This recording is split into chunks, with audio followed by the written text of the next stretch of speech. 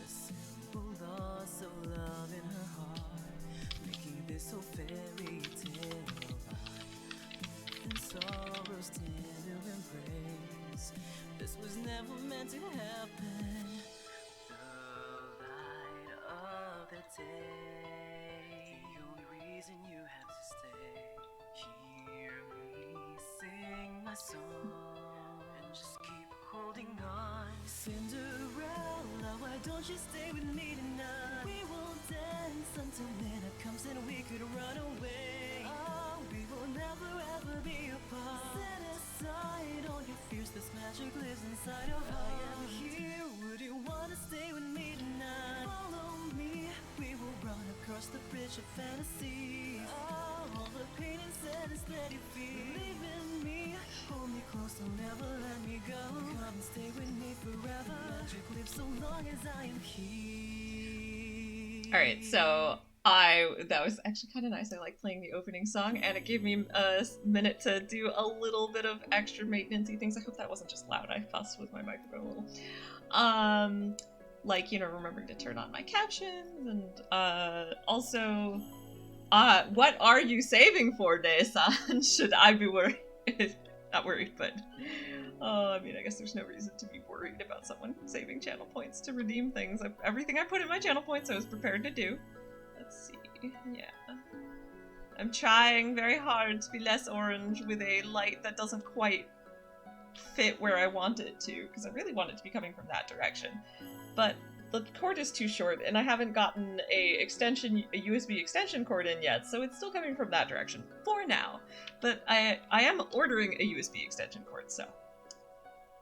Oh yes, worry, I see. I've been also just oh hello, Ice Starmie! I have been thinking about lowering the channel points for a couple of things, but I haven't decided yet. So, regarding the direct relief so I had decided, especially for Cinderella Phenomenon, since it's such it's a visual novel, and it's very, for various reasons, when I was looking back over my VODs, I decided that for Cinderella Phenomenon, I'm gonna declutter my screen. Oh, you're gonna have me sing on stream. Oh boy, okay, I will mentally prepare. But yeah, I did put that in the channel points, so. But yes, just very briefly, to Pao, my friend who I co-stream with a lot, and slightly less directly, I are raising money for charity for Ukraine.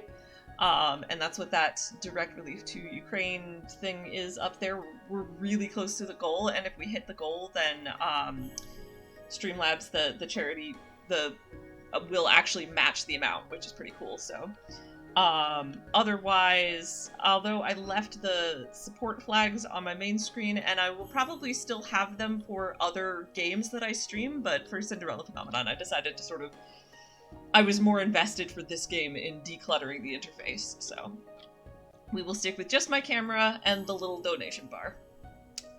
So, Alright. So, and we're on the second to last chapter, so things should be getting exciting. Last we left our protagonists, they were planning to literally storm the castle to rescue the king and queen, I think, is the goal.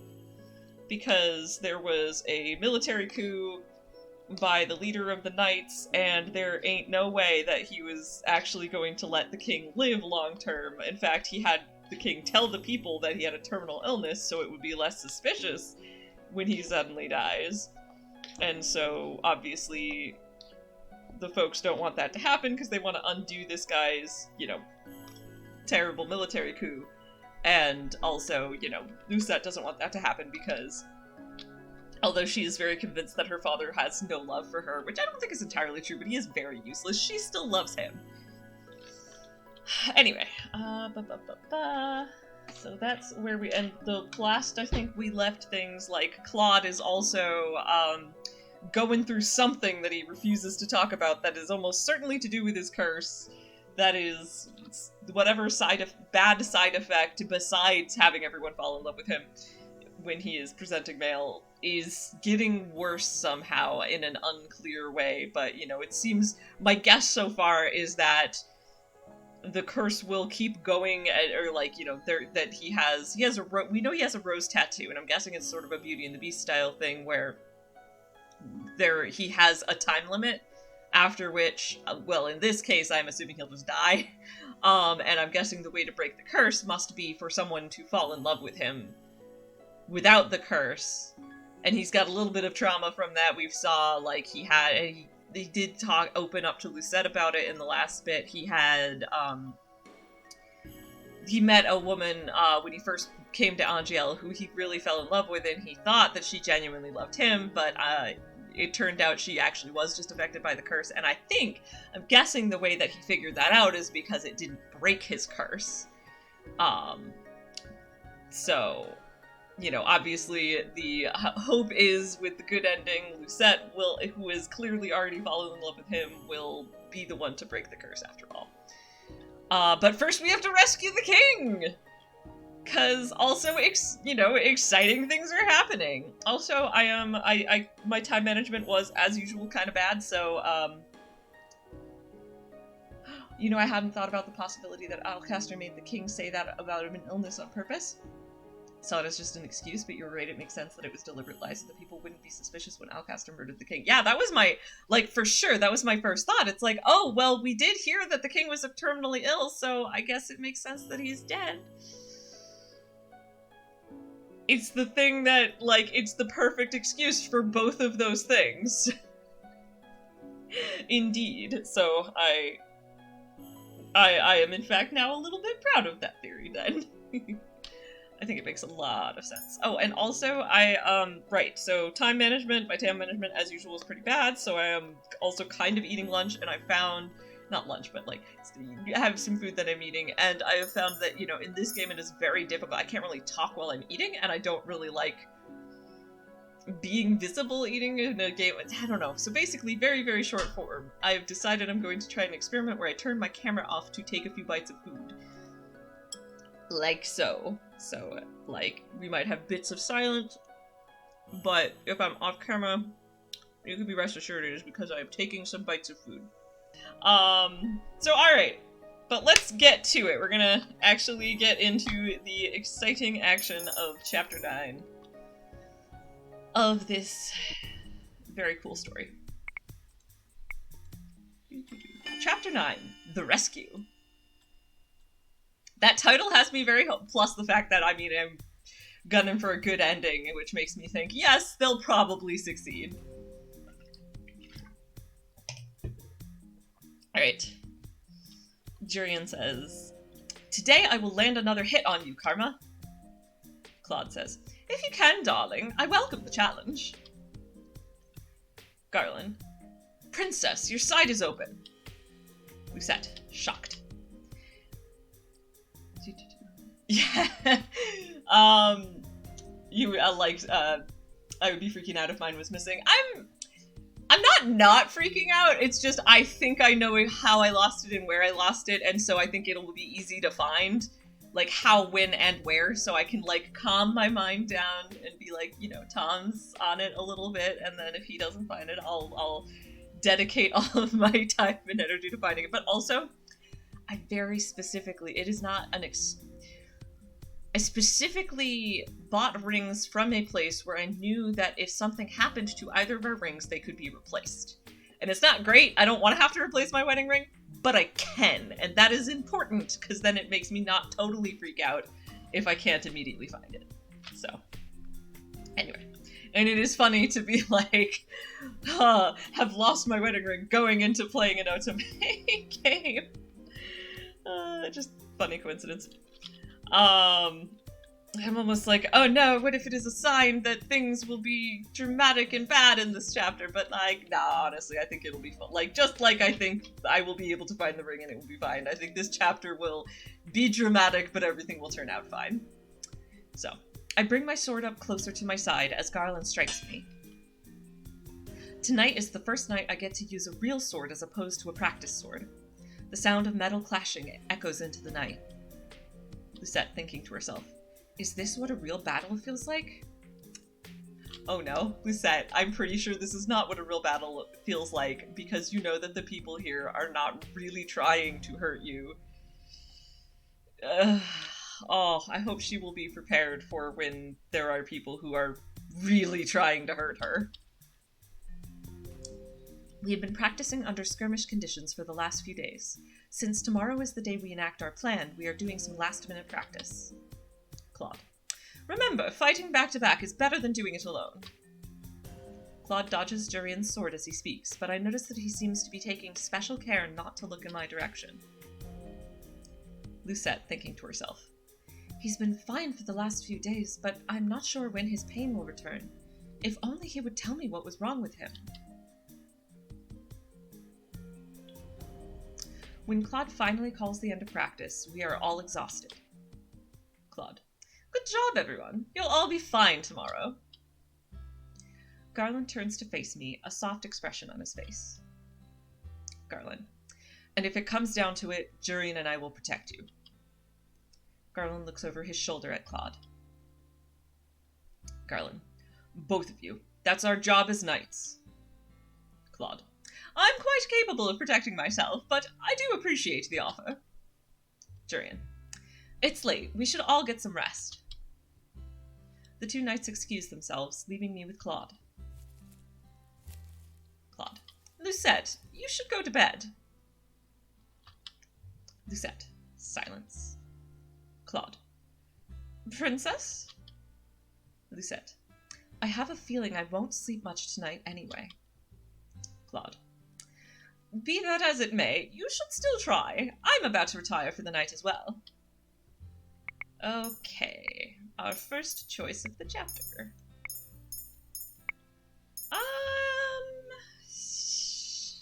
So earlier on in this route, it was pretty clear that the option that was less traditionally affectionate was the correct one, but then more recently it's like, oh, maybe that's shifted a little? So, I'm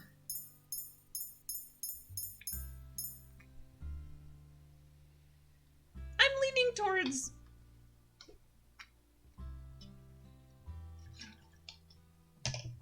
If any time is the time to start being more honest about feelings, it feels like Chapter 9 might be it. And of course, if I'm wrong, we can always just go back. So, I'm gonna have Lucette say, I want to talk to you. Claude. About what? Claude takes a step back, and I stare as his hand absently moves to his chest. Lucette. Oh yes, and also, to be fair, Lucette legit wants to ask, like, hey, what the heck is with the pain and all that? Lucette. Are you really okay, Claude? Claude. I've been perfectly fine this past week. Lucette thinking to herself. He's lying. He is obviously in pain. Out loud. Why do you have to keep your pain a secret? Claude. Shocked. Lucette. Why won't you talk to me? Yes! Right choice! Yes! Claude. I've told you before that some things are better kept a secret, Princess. Claude sighs out, then leans forward to set a hand on my head. Out loud. Lucette, promise you'll stay behind me if we're attacked. And if at any point it looks like we may not make it, you're to run as fast as you can back to the Marchen. Lucette. But that is cowardly. Claude. Lucette, don't you remember what I said before? sometimes running is the right thing to do. Never run into an impossible situation. Instead, live to fight another day. Promise me you'll stay behind me. Please, Lucette, give me the peace of mind. I'm inclined to give him the peace of mind. Lucette, thinking to herself, if it will make him feel better before going into this mission, I cannot deny his request. Claude's expression softens as he moves away from me. Lucette, I'll stay behind you. Yes! Lucette here showing how much she is like her father. In which way, out of curiosity? Like, especially since so much of us talking about her father, like, there are good things about her father, but a lot of what we say about her father is about how he's a little bit useless and isn't totally in touch with reality, but, like, so, oh, hi, Mom! Yay! I hope you'll like this story. We're at, like, the middle of, thinking it's cowardly to, oh, yep. Thinking that it's cowardly to run away from the fight. Yeah, I feel like that's something she probably got from both her mother and her father. But I absolutely believe Claude is the one who is correct here. Like, don't run into an impossible situation, live to fight another day. Also, Mom, I don't know if, like, you know anything, so we're at chapter 9 of 10, but let me see if I can give a really brief summary. So this is a fantasy world where, there are witches and fairies and humans. Our main character is the daughter of, and there are these two crystals, the light crystal and the dark crystal. And the witches have the dark crystal and the fairies have the light crystal. And the previous person who was in charge of the dark crystal went kind of, like, crazy and evil, to be fair, because witches got really badly persecuted. And turns out to be our main character's mother. And so she's set to inherit the gem on her birthday, but they were worried about, but some folks were worried about her being, like, very cold and closed off, so they cursed her, to such that no one will remember who she is until she does 3 good deeds. And she's at 2 of 3. And more recent, and so this guy, this is a guy, his name he goes by Karma, but his real name is Claude. He's a prince of a neighboring nation, and he's the love interest for this route. And his curse is that when he looks male, all the women will fall madly in love with him, and it's super a pain, so he dresses like a woman. To avoid the downside of his curse. But we think that whatever is going on with his curse, it seems like it's based on Beauty and the Beast, and he has a rose like the Beast did in Beauty and the Beast, but it's like a tattoo on his chest, and it seems like it's causing him physical pain. And, like, my theory is that he needs to fall in love with someone who falls in love with him back, like in the movie. And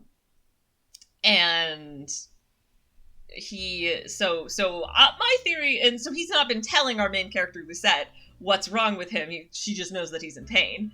And meanwhile, very excitingly, the kingdom has been, and I don't remember if I mentioned the main character Lucette. She's the crown princess of the, she's the crown princess of the kingdom they're in. About the 3 good deeds, it's nice that in Rod's route, each good deed was helping a member of her stepfamily with something they needed help with. That's true! I do like that. I liked that a lot. Like, I love that she helped Emmeline and then, like, stood up to her, like, people in her stepmother's defense. Yeah, that was just very cute, her good deeds in that route. In this route, she helped some acquaintances actually talk about their romantic feelings for each other and get together. And she did a kindness for the guy who is the the love interest of this route. And I'm guessing she might well gain the 3rd one, either this chapter or next chapter, because we've only got 2 chapters left. So anyway, so the kingdom has recently gone through the leader of the knights, the captain of the knights has initiated a military coup and is like planning to rule the city with an iron fist, and people are pretty sure he's not planning to keep the king alive. But the king's two stepkids, who are the step siblings of our main character, managed to escape, and so now a group of people are storming the castle to try and rescue her father, the king, because that's the first thing they need in order to, like, you know, undo the military coup and put the king back in charge. So and of course we're at the point, and our main character Lucette has been learning how to use a sword, but Claude has been teaching her somewhat reluctantly, and he's like really scared something bad will happen to her. Oh, yep. In Rod's route, she only gets the last good deed in the good ending. That's fair enough. I hadn't even really thought about that. So maybe we won't actually see her last good deed until the good ending in this one as well. So I think it's a very, very bare bones, quick recap, but I think that'll be enough for you to follow the story. So our main character is Lucette. The love interest is Claude, but other people might call him Karma. And the other people who are going to storm the castle, there's these two knights, Jurian and Garland, who are the two that she helped get together, and they're very cute. They have a very cute relationship as well. And also, absolutely, and this goes for anyone in the chat or anyone watching, if you have any questions at any point, feel free to just throw them in chat, and I will answer them as soon as I see them. And I don't mind interrupting to do so, so absolutely feel free to ask questions. So, all right, so we just went through second choice, which I got 2 correct choices in a row, which is nice, where Lucette promised, even if she's not 100% sure she'll actually stick to the promise, that she would stay behind Claude if fighting breaks out. Just to make him feel better, if nothing else. And so Claude says, "Thank you, princess. Let's attempt to sleep in preparation for tomorrow." Lucette, thinking to herself, "When this is all over, I'll pry Claude's secrets out of him." Okay, I'm going to actually take that as a great moment to just turn my camera off and take another bite of my food.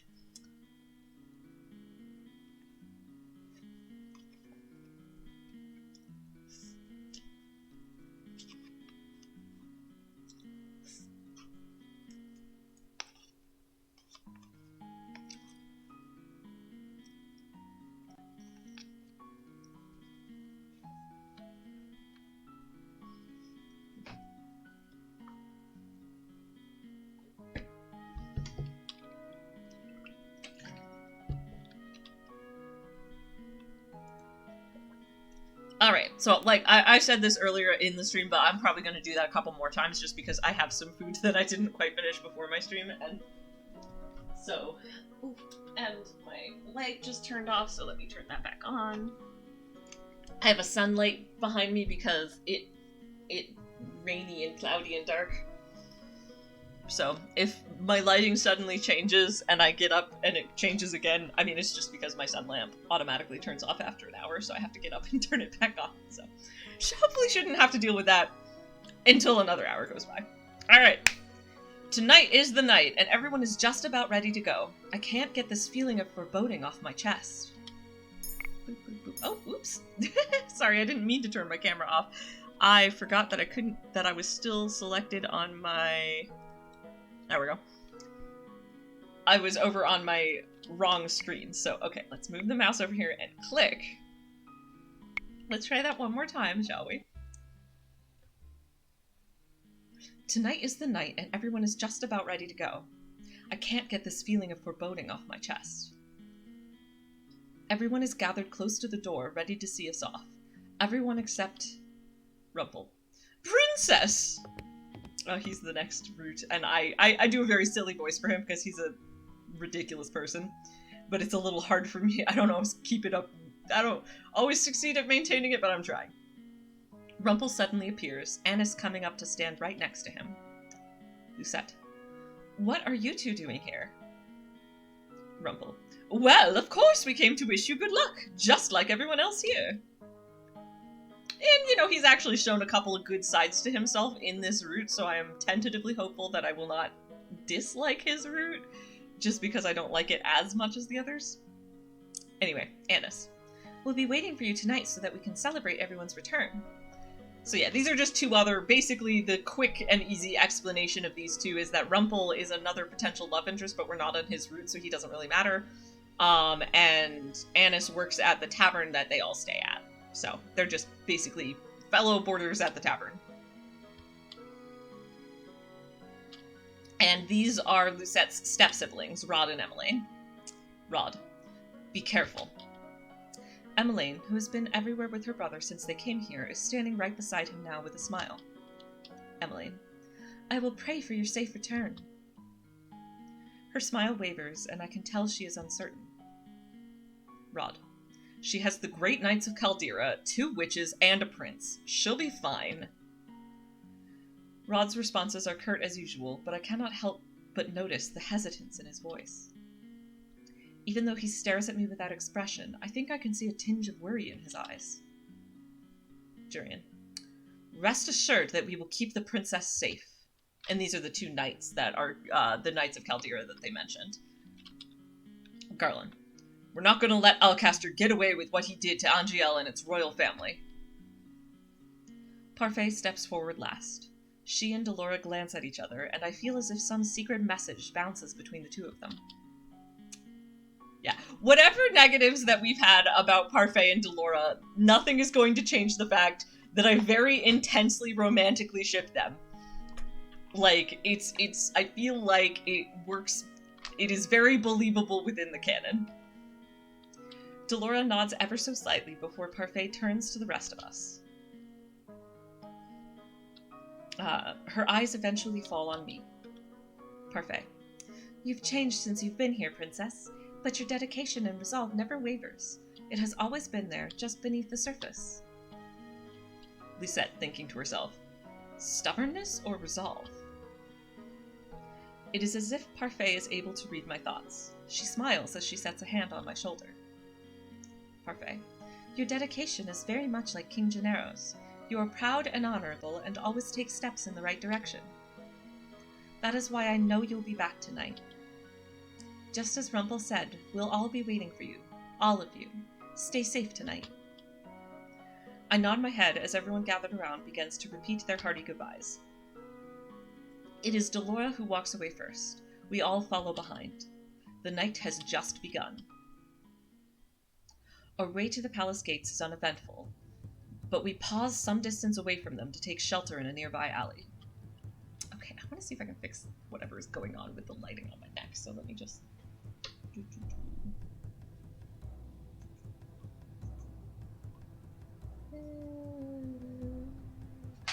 Good enough. Lucette, thinking to herself. There are knights everywhere. Waltz points to what looks like a regular section of the wall. Waltz. There's the hidden door to the tunnels. If we time it right between the knights' patrols, we should be able to make it. On my signal. Claude puts a hand on my shoulder and squeezes. It is an abrupt gesture and doesn't last long, but the motion calms my nerves somewhat. Lucette, thinking to herself. We will be fine. Our footsteps echo in the tunnel. Standing in front of me are Jurian and Garland, who are flanking Waltz. Delora stands beside me, and Claude is at my back. Lucette, thinking to herself. This small tunnel makes it seem like we brought a lot of people. Waltz. This way. We silently follow Waltz's instructions. Lucette, thinking to herself. How is it Waltz knows about these tunnels? I too wonder that. I assume we'll find out more when we get around to Waltz's route. Jurian. I've already taken into account the guards and where they might be positioned based on Prince Rod's information. We should be all right. Garland and I will act as distractions if needed. Garland. Princess, leave most of the fighting to us if there is any to be done. Lucette. I know. I will only fight if I need to. Waltz. If only I wasn't cursed, I would be able to fight to my full extent. Very brief description of Waltz. He is a witch. He is currently cursed. He's actually an adult, but he is currently cursed to be in the body of a child, and the curse prevents him from using his magic. Yeah, Delora commented about how Waltz has been involved in this war for a long time. Yeah, fair enough. Like, I do remember wondering if Waltz and Delora could be related, but that might just be a total crackpot theory, so I don't know. And I don't know how that would be relevant. But yes, so Waltz is a fellow witch, and Delora being the other witch. And he would normally be able to use magic, but because he is cursed, he both cannot use magic and is in, a child's body, which probably also makes it a little more difficult to do physical fighting, so he is just pretty reduced in what he can actually do. So yes, Waltz. If only I wasn't cursed, I would be able to fight to my full extent. Claude. I think you're still quite capable without all of your magic, puppeteer. Waltz. Oh, a compliment? It's an honor. Miss Karma. Claude. I'm only in this dress because of Jurian, Yeah, and, oh, so Waltz must have known about this passage because of his involvement in the war. Yeah, alright, that's fair. That makes sense. Right, and so that comes back to Claude dresses as a woman so that, because when he appears as a woman, like, it reduces or prevents the effects of his curse, and, other witches, fairies, and other cursed people cannot be affected by a curse, so, like, Lucette is not affected by his curse, and it only affects women, at least in terms of the falling madly in love with him part, but Delora's a witch, and Lucette is cursed, so it's really just Jurian who's like, alright, well, who would fall under the effects of the curse, probably.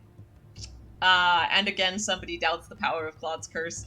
Yeah, I mean, if Jurian's never experienced it, then I could see how she would be like, oh, that's kind of bullshit, and not understand. But we have seen the full extent. It's like, she would, like, go goo-goo gaga, like, lose her mind. Like, at least that's how the girls that he ran into before when he happened to be dressed masculine, went, like, full-on, like, Beatles, like, being rushed at the airport kind of.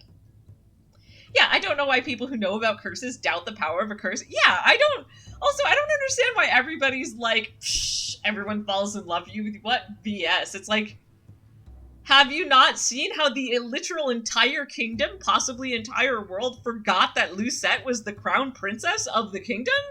That's pretty powerful. If you believe that that works, and see in action, I don't see why you wouldn't believe that, no really, women will fall in love with him if he appears male. So, anyway. Well, anyway, he has very good reasons for being in dress mode, and regardless of if Jurian quite realizes, he's doing her a kindness, because she would very much struggle with this mission otherwise.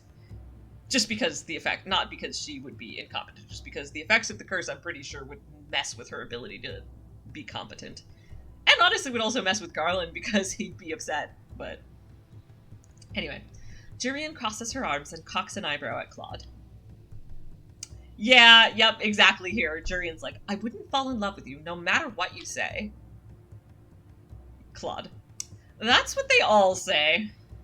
And it's like, yes, you would. It would suck, and once you were no longer under the effects, you'd be really miserable that it had happened, but like, when I think about it, Claude finding ways to prevent his curse from activating is a kindness not just for his own sake in terms of not getting mobbed by women every time he's out and about, but also because it sucks to be magically influenced to feel like you're in love with someone. Like, that's not cool for the women that it affects either. Like especially someone like Jurian, who is like already has a partner and is very serious and no nonsense, and she'd feel really like, I feel like she would feel really, really uncomfortable about having been put through that experience if she were influenced by the curse and then, like, taken out from the influence. Do you just talk to others in the game? Yes, this is a visual novel, so it's, the only gamey element of it is that sometimes there will be choices that the main character has to make. And, like, so you get to decide which choice that she makes in response to something, and the choice you make will affect whether you get a good ending or a bad ending. So, and that's pretty typical for visual novels. So this particular game is literally just narrative. Claude. That's what they all say. Waltz. We're here. Yeah. Suddenly everyone goes quiet. I feel a lot heavier as I stare at the staircase in front of me. Waltz. This should lead to the throne room. Lucette, thinking to herself.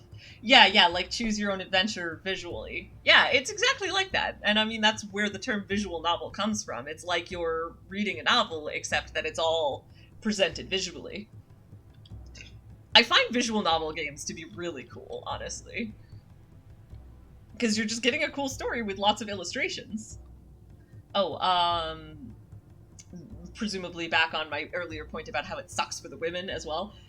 Yeah, that's one of the reasons why the witch who cursed Claude went a bit too far. It's understandable that she was hurt and she wanted to teach Claude not to play with people's feelings, but her curse had an effect on other people too.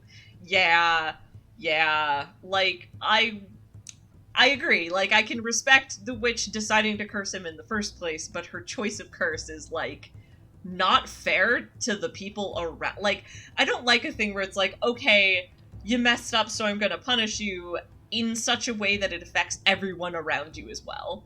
Or most, you know, a huge number of just totally innocent people in a really negative way. It's like, the collateral damage is high. Anyway, Lucette thinking to herself, I did not know we had a secret passage in the throne room. How much does Waltz know about the palace? Actually, I'm gonna go a little back just to kind of try to get the flow back, because I feel like I kind of lost. And I'm happy to speak with chat, and this is not at all a negative. Like, absolutely, please keep chatting. That is cool. I like interacting with chat. If I go back, that's just my choice to sort of try to get back into a flow. Oh, also, I will try to keep an eye on if ads happen so that I can not... Yeah, okay.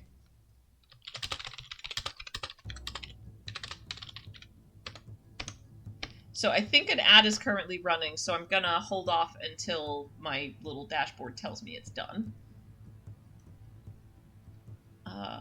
Yeah.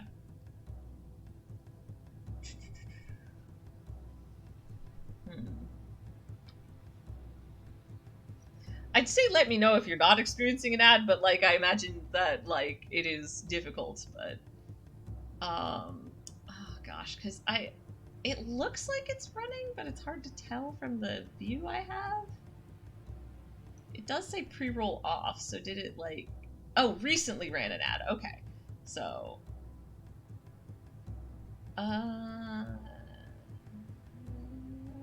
You know what? I'm gonna just assume that we do not have an ad currently up. Tell me if otherwise. Alright, sorry about that. I'm still trying to get the hang of the whole ads thing is a new thing, and I don't want anyone to miss anything. So, like, always absolutely let me know if an ad pops up, and I can stop or I can rewind a little if need be. Because I don't want anyone to have to miss any content, since this is such a story-focused game. Alright, and back on the thought about the witch and the collateral damage, exactly, the collateral, I started saying, exactly, the collateral damage is high, and it's not higher just because Claude took actions to minimize the effects. Yeah. So, yeah, not only are you, like, did this witch do something with high collateral damage, but, like, the person she's trying to punish is the person who is preventing most of the collateral damage, so, well... Hopefully his curse, well, I mean, I'm sure his curse will be broken by the end of the game, because, like, at this point, he really does not deserve to be cursed anymore. Like, maybe in the beginning, but it has harmed enough people, and it'll be good for it to no longer have an effect. Right, so... Waltz, so after Jurian denied that she'd be affected by Karma's curse, because for some reason nobody believes it, it's really weird, until they see it. Waltz says, we're here. Boop. Suddenly everyone goes quiet. I feel a lot heavier as I stare at the staircase in front of me. Waltz. This should lead to the throne room. Lucette, thinking to herself. I did not know we had a secret passage in the throne room. How much does Waltz know about the palace?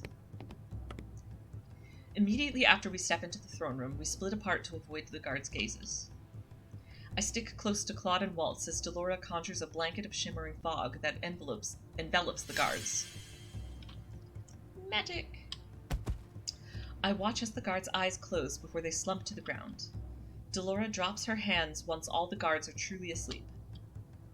Delora. Amazing how intolerant humans are to magic. Waltz. Let's keep going. Getting through the palace is no easy feat. Hallways that were easy to get through before are difficult to traverse now with all of the soldiers standing around. Delora casts a spell to silence our footsteps into quiet muffles, but moving is still difficult, especially with such a group. Eventually, we arrive just outside the tunnels that should lead to the castle's prison. Waltz. I'll stand watch. Lucette. Be careful, Waltz. Waltz. I will. Okay, I'm gonna take a brief eat food break. One moment.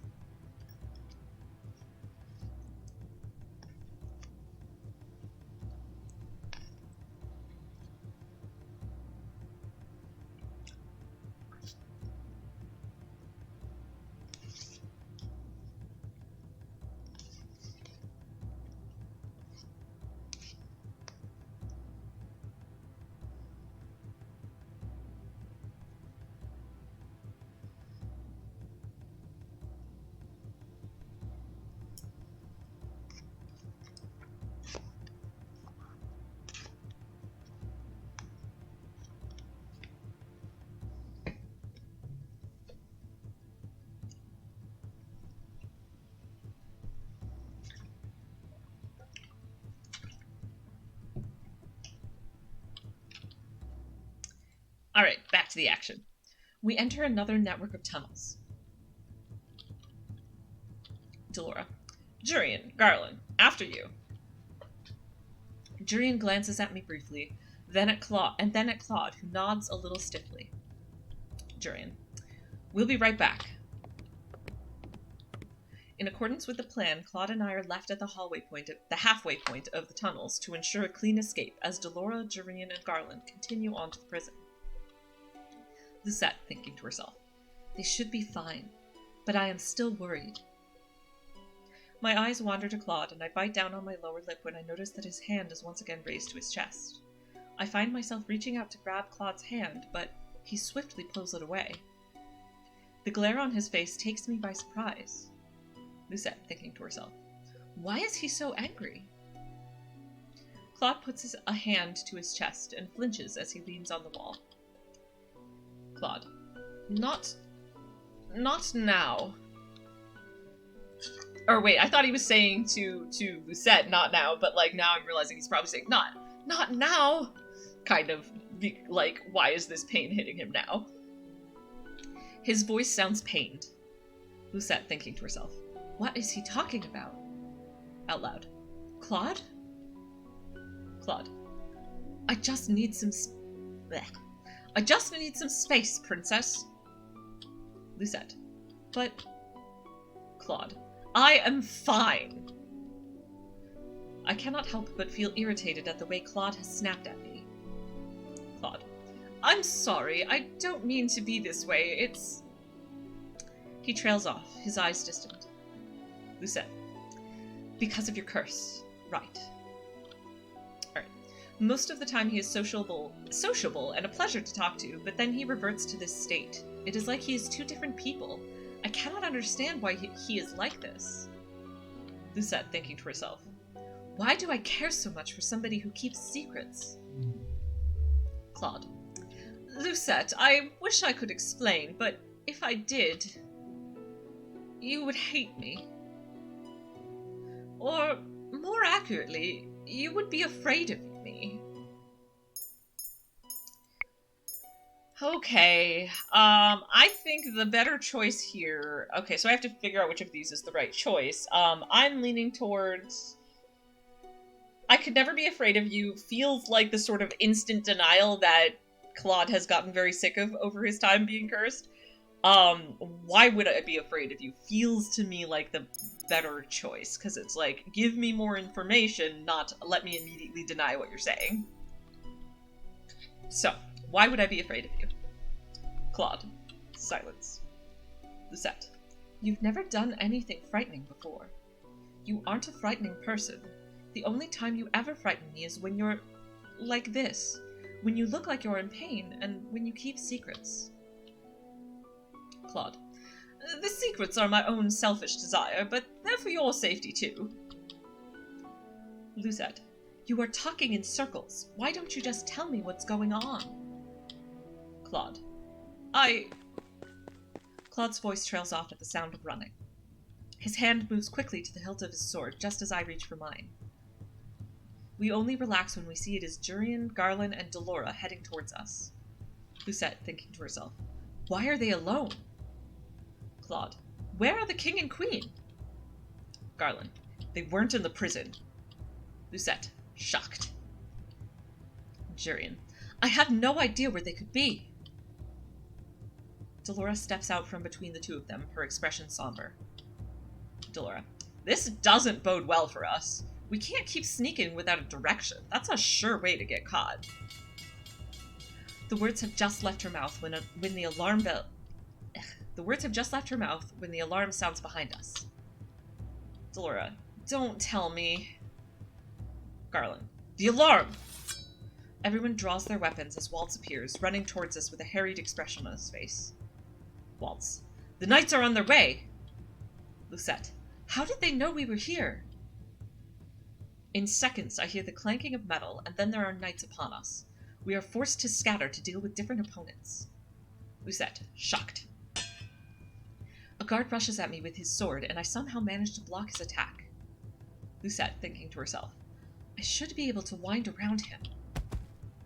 The knight falls after I catch him from behind and give Claude an opening to attack him. Claude. Lucette! Stay behind me! Lucette.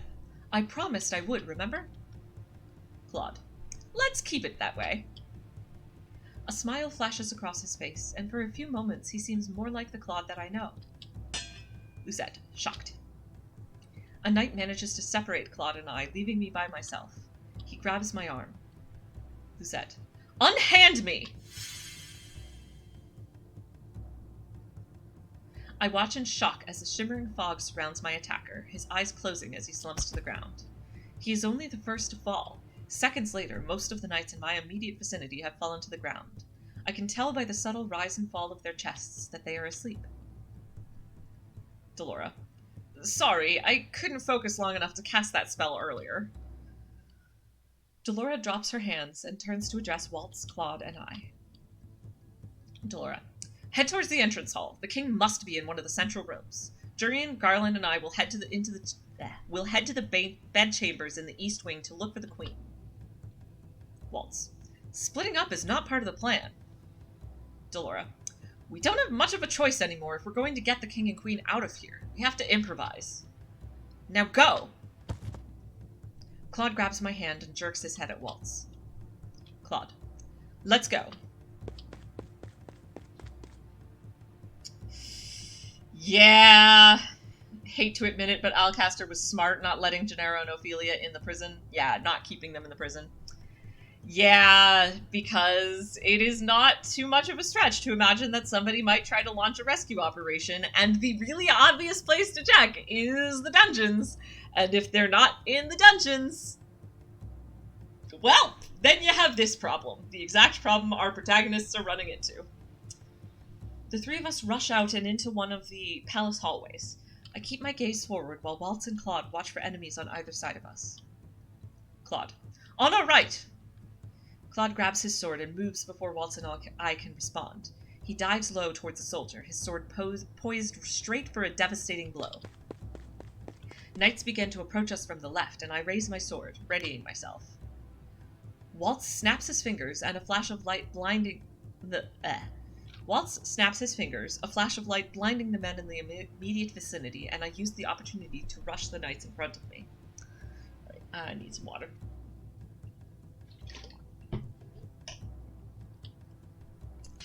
I grit my teeth as I attack. Most of my blows are lucky. There are too many knights for me to be able to get the upper hand. Lucette, thinking to herself, there are so many of them. Voice. Well, well, if it isn't the most desirable princess. I don't know who that's going to be, but I think it might be Myth. Lucette, shocked. I whip around to attack the man that spoke to me, but he is nowhere to be found. I mean, or it could be Varg. It's going to be Myth or Varg are my thoughts. Lucette, thinking to herself, where is he? Out loud, who are you? Voice, I wonder. Claude, Lucette! I turn and see Claude running towards me, a panicked expression in his eyes. I take a step towards him when a masked man suddenly blocks my path. Aha, it is Varg! So Varg, we know him because he showed up in a previous route, but this is his first appearance in this route. And the very obvious theory is that he is one of our main, one of the main characters, one of the potential future love interests, in Curse Mode? Question mark? It's a possibility? Because he's got the same eyes, but... In the meantime, though, Varg is just someone who is working for the baddies. And he's definitely got a Red Riding Hood curse going on, because, everything about him has wolf vibes. Lucette, who are you? I raise my sword, but the masked man taps his cane on the floor before I can swing. An incredible pressure blasts out from the cane. It shoves Claude to the floor and blows me backwards. Lucette, shocked. I hit the wall hard and my vision darkens. See, okay, this is fine. Before when she fainted just from overexertion, a second time, and they repeated the same, much earlier chapter, she fainted for, no good reason after the danger had passed, which was a little weird. But here, she just slammed her head against the wall. That is a reasonable reason for Lucette to have blacked out. Lucette, thinking to herself. Claude. Oh yes, his cane is a wolf, his name means wolf, everything about him screams wolf. Right, so Lucette, thinking to herself. Claude. Lucette, silence. Thinking to herself. Where am I? Why can't I see anything? My head hurts. Voice. Rise and shine, Sleeping Beauty. Lucette, shocked. I jerk upright at the familiar voice. Lucette. You're the man who knocked me out. Oh, yep. One of the pictures in the UI is a red hood. Yep. Alright, so that tells us a lot about Fritz's curse. Looks a little like Tuxedo Mask. Yeah, but he's not currently a good guy. It's a little unclear where he stands exactly, but he is more on the side of bad guy than on the side of good guy. Though he may be cursed to be like that. The man laughs, and I blink as I try to pinpoint the direction of his voice. Lucette, thinking to herself. Did he blindfold me? Out loud. I command you to take off this blindfold. Voice. I don't take orders from princesses that no one remembers. Oh, Varg is an anti-villain? Fair enough. Alright, that's... I like anti-villains, honestly. Lucette. Shocked. Voice. But I am a gentleman, so I suppose I shall have to heed a lady's request. The blindfold is abruptly pulled off, and I flinch at the sudden brightness. Why, hello there, princess. Alright, sorry, but I'm gonna take one more little food break.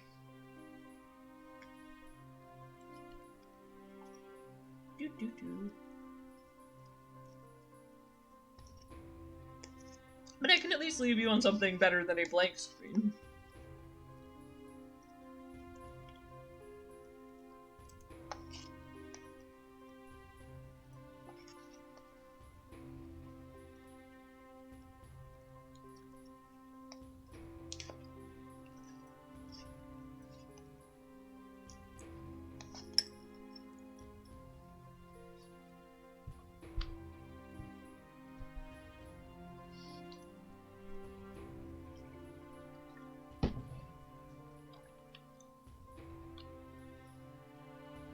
And alright, where's my camera?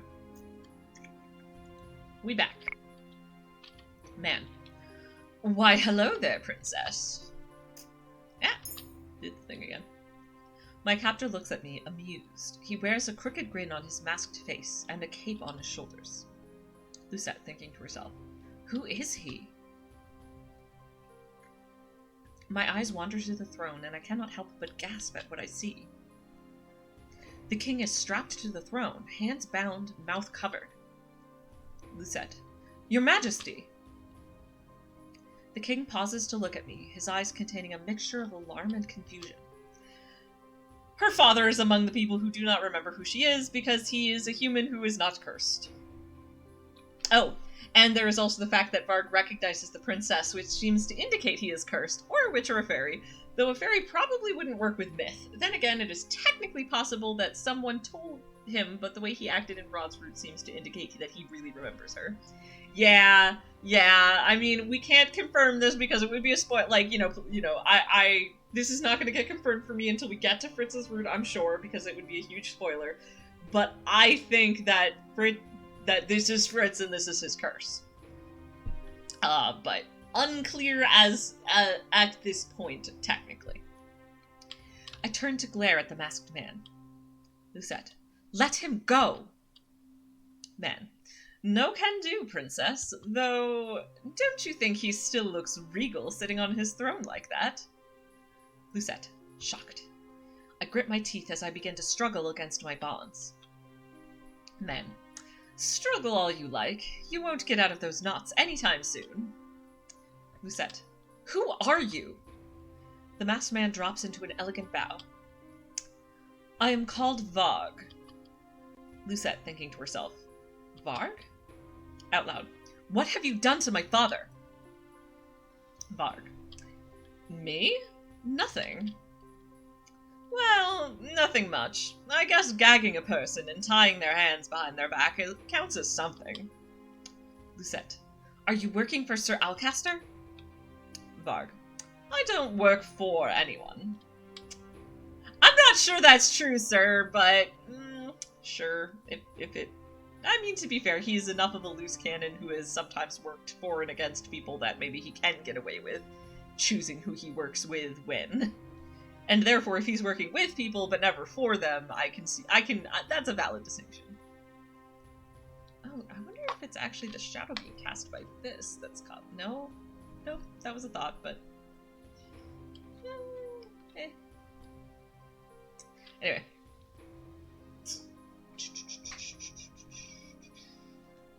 So, Varg claims he does not work for anyone. Lucette. Oh, fair enough. Lucette's first thought is, so he's a mercenary. Which is a good thought, honestly. Like, I hadn't even considered that, but yeah, essentially that's what that would mean. He is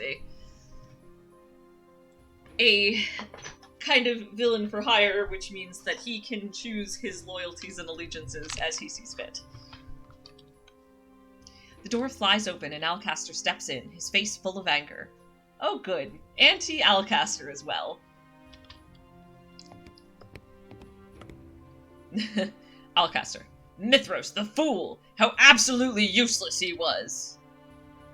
Varg gives a dismissive shrug. He regards me again with his mischievous smile. Varg. Oh, interesting! Okay, so myth is not the problem in this run? Fair enough. Varg. Well, I do agree with that wholeheartedly. That man is in the past. Here, in the present, we have someone far more interesting to deal with. Varg gestures at me. I glare at Varg before turning my gaze to Alcaster. Lucette, thinking to herself, I used to think Alcaster was someone to be respected. Not anymore. Alcaster. If it isn't the princess herself! Lucette, shocked. Out loud. You remember who I am? Alcaster. Once Mithros made the connection, it was just too obvious to be false. Lucette, thinking to herself, could Sir Mithros remember me? Alcaster shifts his attention to the king. Alcaster. Gennaro, do you not remember this girl as your own blood daughter? My eyes meet the king's, but I see no recognition in his gaze. Lucette, thinking to herself, he cannot remember me. I haven't managed to break my curse yet. Lucette. Why are you doing this to my father? To the kingdom? Alcaster. Yeah, right? Was? Why is he using the past? That's my question. Like, what do you mean Mithros was the past? Like, what happened to Mithros in this run? Maybe we'll find out. Alcaster. Everything I do for the kingdom. All successful rulers have ruled with an iron fist. Fear is the best motivator. Well, I guess Machiavelli says you gotta choose love or fear, and Alcaster believes that fear is the way.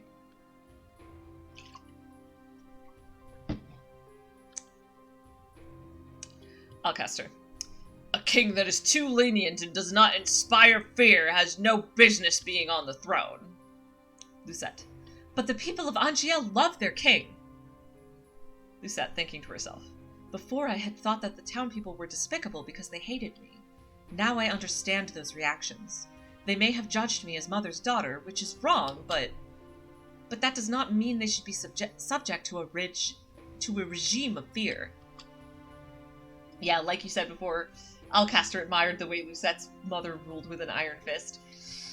Yeah, like, buddy, Alcaster, buddy, have you considered that maybe admiring the, like, evil witch who plunged humanity and the kingdom into abject terror and had to be taken out with a huge war is not someone you want to emulate? Just saying. He doesn't even have the excuse that her mother has. Like, her mother, like, was like, put through an immense amount of mental and emotional suffering because of the, like, witches being persecuted, and then was corrupted by the influence of the Tenebrarum, and so she became evil, but, like, really, it was very situationally so. Whereas this guy is just an asshole. Like, no excuse. He's just a jerk. Alcaster. Your obligation as a ruler is to rule for the country, not the people. What is the country if not the people? Sorry, that really bothers me because I strongly believe that the country is the people. Back when the queen was still alive, this place knew the fear of witches. And this place knew the fear of witches. They were far more productive. Fear motivates. Fear makes a man... Ugh. This is only explained a bit better in Fritz's route in the sequel. He's still a massive jerk, though. Fair.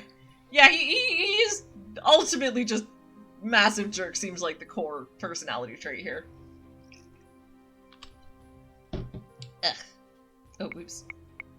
Soldier. King Alcaster! Alcaster. You better have a good reason for interrupting. Soldier. Your Highness, there is a beast! Alcaster. What are you blathering about, you fool? Soldier. A beast! A magical beast is rampaging around the palace! Alcaster. What? Oh, hi, Dad! Oh, my whole family is watching me! Hi! Okay, so Alcaster... So a magical beast is running around the palace, and Alcaster's next line is this the dead witch's doing? So... sounds like Mithros is dead in this route. A beast, you say? I wonder who could be this beast. Perhaps the wolf that we just... You know, that dude whose name means wolf and has the wolf cane and perhaps can turn into a wolf? Maybe Mr. Wolfman? That's my guess. Alcaster. Right, so Alcaster. So, but gosh, I really did not on any level expect that they would have just killed Myth in this route. But okay then.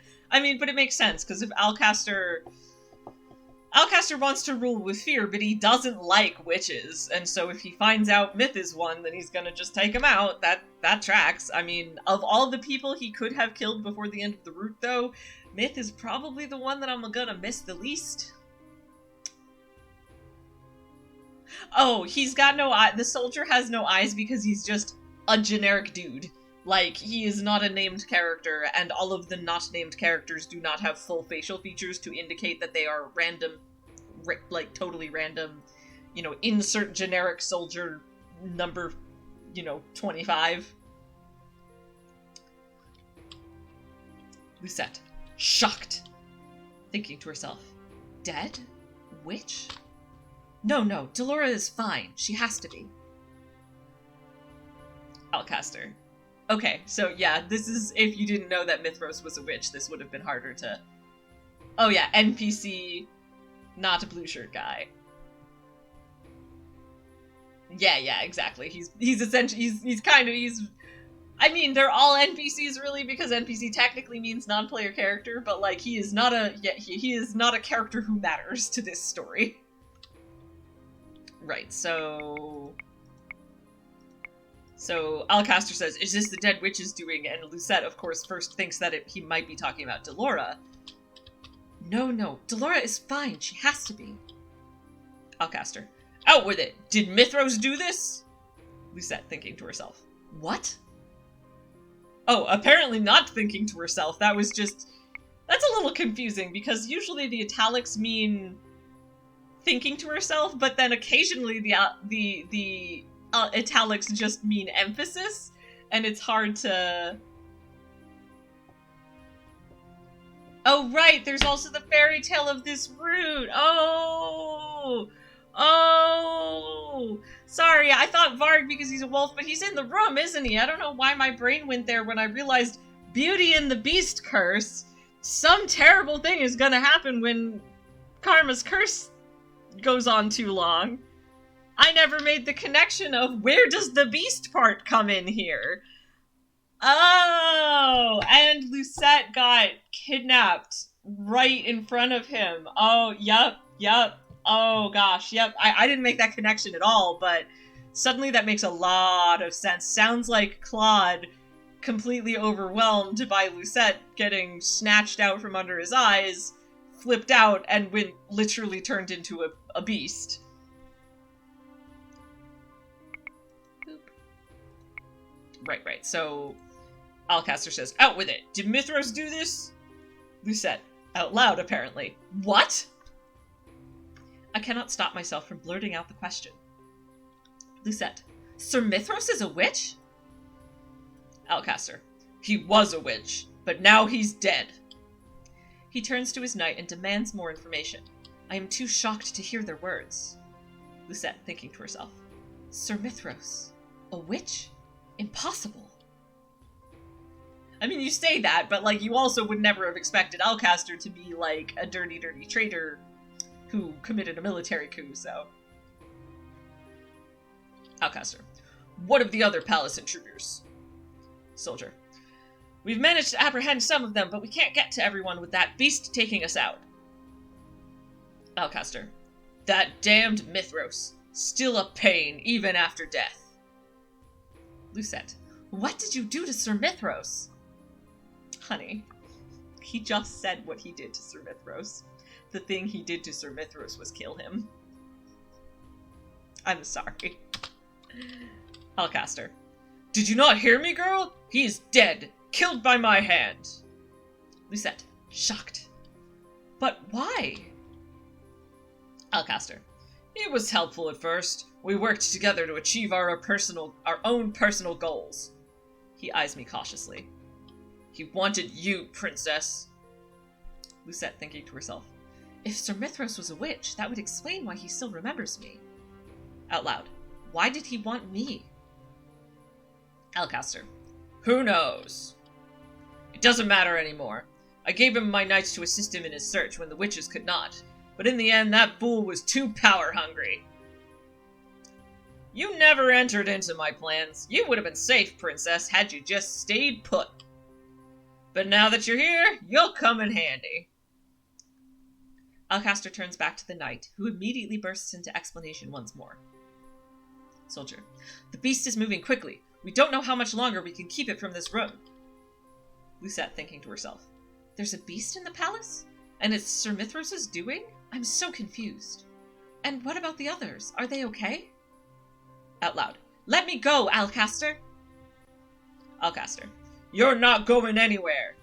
It sounds like some of your friends are very persistent. They'll be coming for you, and when they get here, I will kill them. You, princess, are going to make excellent bait. Lucette, shocked. Varg, You know, I like this turn of events. Kind of amusing. Alcaster. You! Tell me what all of this is! Varg looks unmoved by Alcaster's anger. Alcaster. It is Mithros that summoned this beast, is it not? Then you must know what's happening. Varg. You're asking me, of all people? Ha! As if I would be able to answer any of your questions. Alcaster. You...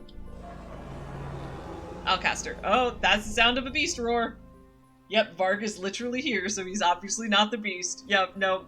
It makes a lot of sense. It's definitely, like, it is definitely Claude. Alcaster. Shocked. Varg!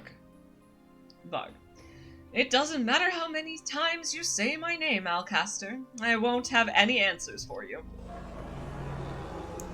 Sir Alcaster turns to me, his eyes manic. Alcaster.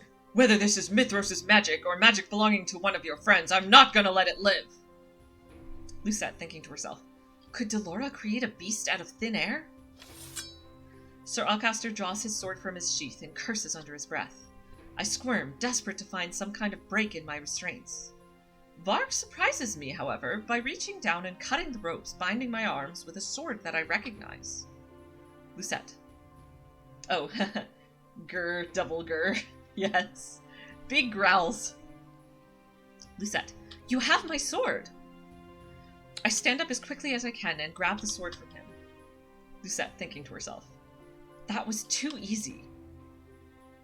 I eye Varg warily as his mouth twists into a smirk. Okay, it's pretty obvious to me now that Varg is in this for Varg, and here for the entertainment value. So he's like, I will pursue any path that seems like it will make things interesting. Is that kidnapping the princess and tying her to a pole and making her suffer by seeing her father tied to the throne? Sure. Is that, now that Alcaster's all freaked out by this beast, and I possibly have suspicions as to who it is, who knows?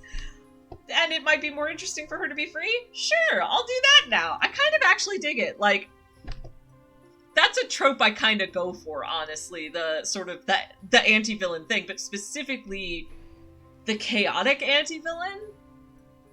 So, yeah, I'm here for it. We'll just randomly help the bad guys or the good guys as he sees fit. Another player I talked with used to call Varg a chaos boyfriend or something like that. Yeah, nah, I'm here for it. Like, if I'm right and he is also Fritz, like, nah, I'm even more excited for Fritz's route because he manages to be one character who embodies two different tropes that I enjoy. Well, anyway, I will look forward to that. But in the meanwhile, Varg is just in this for himself and will do what he decides he's gonna do. I eye Varg warily as his mouth twists into a smirk. Lucette. What are you doing? Why are you helping me? Varg. Help? All I did was cut some ropes. Besides, I'm curious to see what you'll do with that toothpick of a sword. Lucette, thinking to herself. He talks like he doesn't care at all about what happens. Varg. Don't think about it too much, princess. It's probably a little too much for your small head. Okay, a little bit fuck him for that insult, though. Like, that was uncalled for. But everything else about him so far, and everything else about what he said is fine, but I do not like him calling her small-headed. But other than that, don't think about it too much. I'm here for it. I swing my sword towards him, and Varg catches it with his cane. Lucette, shocked. Varg, you really think I'm the one you should be fighting? Lucette, shocked. The door creaks and falls off its hinges. The knights stumble back, and I hear screaming as loud footsteps sound against the hall's tiles. Varg, so what will you do? Run? Hide? Or will the beast kill you too? Oh my. My eyes focus on the large figure entering the room. Though I cannot make out specifics at first, the form grows more distinct the further it moves into the room. Lucette, thinking to herself, whatever this is, I cannot fight it.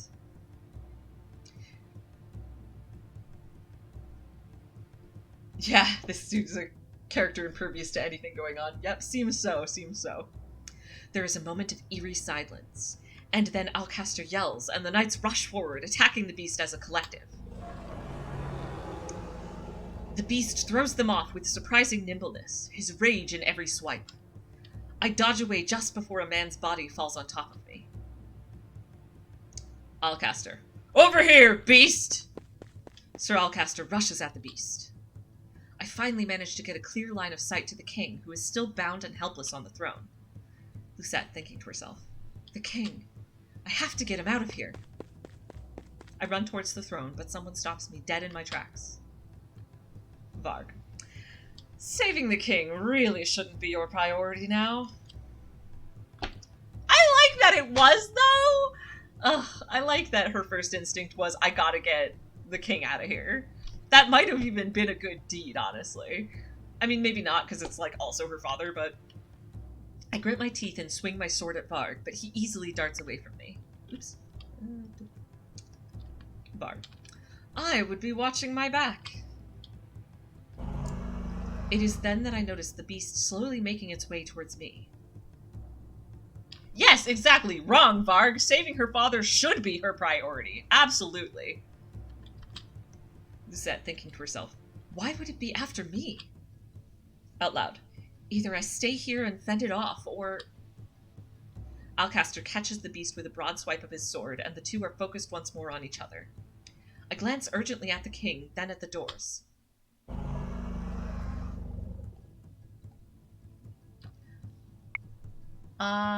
Don't forget my usual shoutouts. I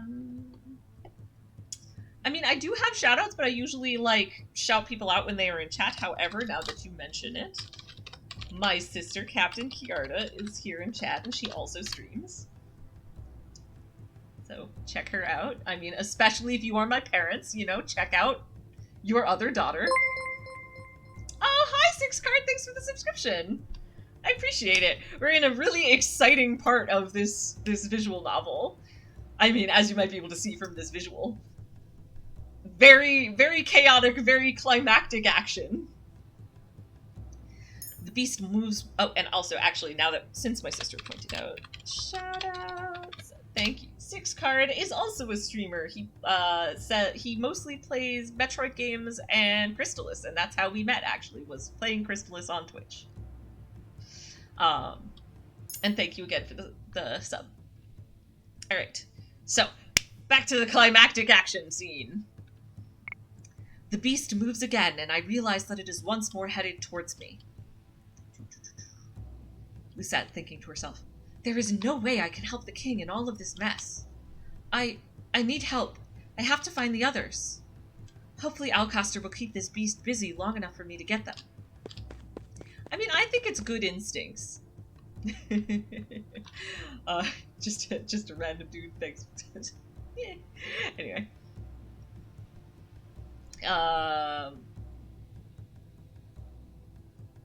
You know what?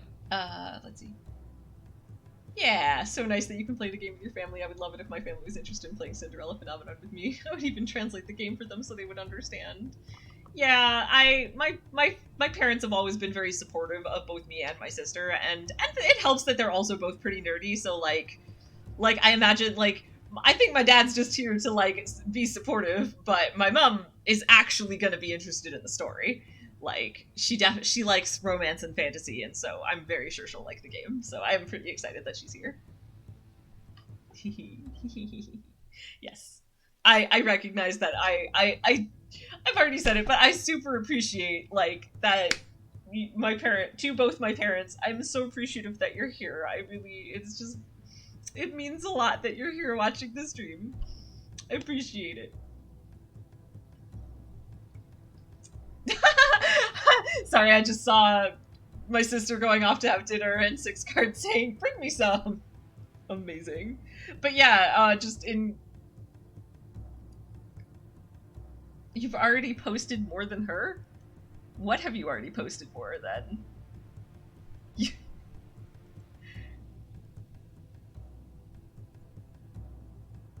Aww. Thank you. Alright. So, climactic action. Back to the climactic action. Okay, so actually, right, so I did pause, and I went to chat because I was pausing anyway, but the thing I paused to say was I actually love that. So Lucette, everything... Oh, you've already posted more than Mum. Of course you have. You're the outgoing, talkative one. Mum's the shy and quiet one. I recommend to them to see Rod's route, either your videos or the game itself. Of course, I'm a bit biased here because Rod's route is my favorite. Well, you, in fact, both can go check out my YouTube channel, which I believe is linked in my about information, or I can, it's just, you know, YouTube Penultimate.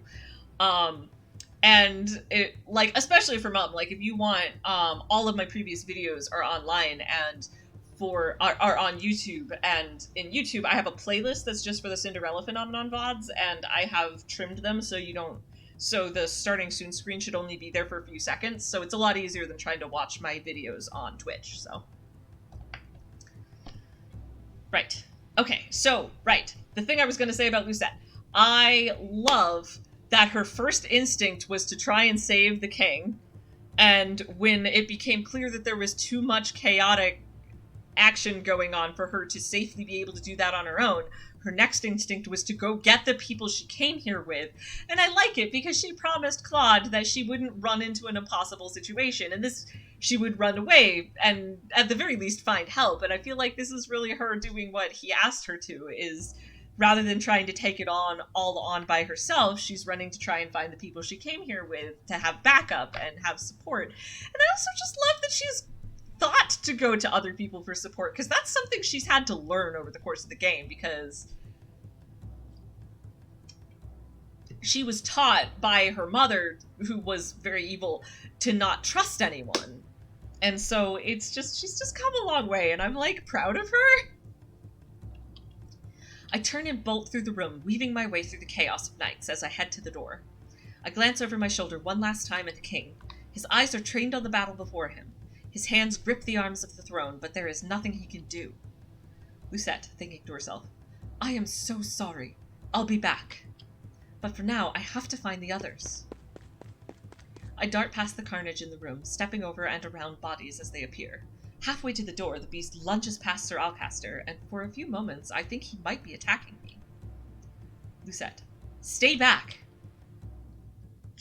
Aw, poor Claude. I don't know how aware he is while he's in beast form, but, like, man, Lucette going stay back and holding a sword against him, that's gotta be rough. I hold my sword out in front of me and stand in a defensive position like Claude taught me, but the beast never reaches me. Alcaster, you've ruined everything, beast! Alcaster is suddenly in front of me, waving his sword at the beast. I stumble back towards the door, my heart beating loudly in my chest.